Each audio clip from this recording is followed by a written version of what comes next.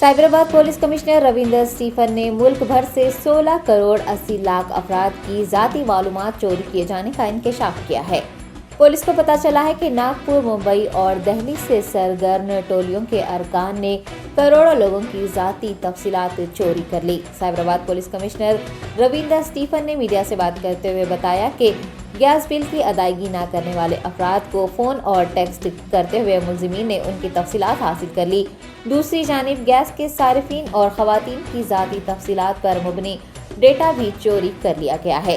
इतना ही नहीं, मुख्तलिफ कंपनियों और बैंकों में इंश्योरेंस लोन के लिए दरख्वास्तें देने वाले अफराद, दिफाई और फौज के मुलाजमीन का हिसास डेटा भी सरखा कर लिया गया है। सीपी ने बताया कि साइबर क्रिमिनल्स ने फेसबुक, ट्विटर के 7 लाख सारिफीन की भी ज़ाती मालूमात, आईडीज और पासवर्ड चोरी किए हैं।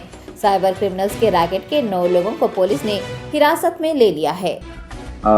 Racket of data breach which has implications for the national security. As you see, we have busted data breach and we have arrested about 6 data brokers who have been involved in collection of these data which involves sensitive and confidential data from various government and also private institutions. So as you see,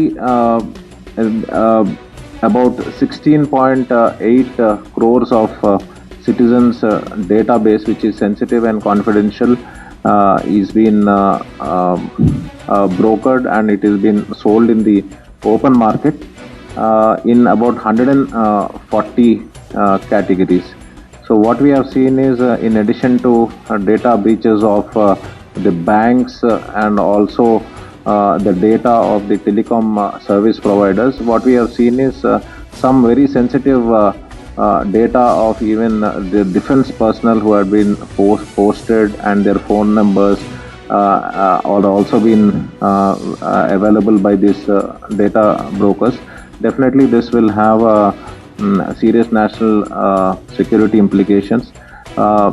We are in the process of finding out as to how this data got leaked and who are the insiders who are doing this.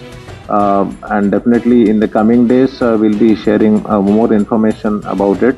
As of now, since this is a very big case and the first of its kind, this entire investigation of this data breach has been handed over to DCP Crimes, Mr. Kalmesh, and